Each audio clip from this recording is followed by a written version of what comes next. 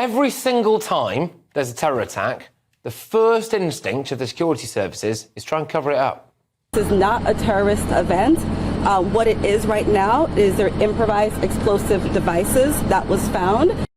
It's definitely not terror. It's definitely not terror. Well, what about the ISIS flag attached to his car?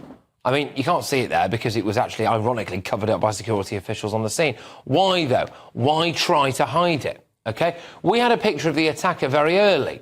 Why? Well, because he had a mugshot, didn't he? Which implies he's committed crimes before. Obviously, the usual types are tripping over themselves to say that he's some kind of all-American man next door. He's a US Army veteran, born and raised in Texas, isn't it? I mean, there can be no question that, checks notes, Shamsuddin Jabbar is as American as apple pie. We see it every time, don't we? The FBI put this out. There we are. So, look at this. An ISIS flag was located in the vehicle, and the FBI is working to determine the subject's potential associations and affiliations with terrorist organisations.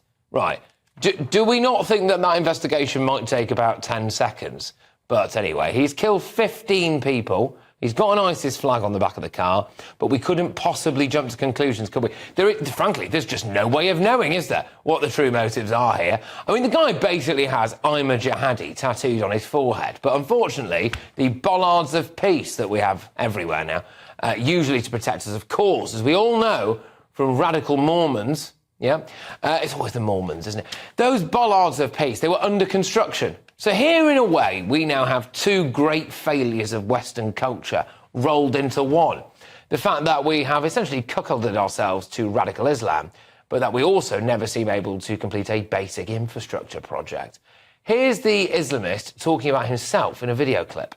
I'm born and raised in Beaumont, Texas, and now live in Houston. And I've been here all my life. With the exception of traveling for the military, where I spent 10 years as a human resources specialist and IT specialist, where I learned the meaning of great service and what it means to be responsive and take everything seriously, dotting I's and crossing T's to make sure that things go off without a hitch. Look at that. You'd never know, would you?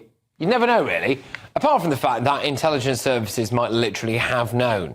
And it appears that there's a network of jihadis now in the New Orleans area. We do not believe that Jabbar was solely responsible. We are aggressively running down every lead, including those of his known associates. So now they tell us, aren't you just sick and tired of everyone always tripping over themselves to try to do everything possible to avoid saying it's yet another radical Muslim?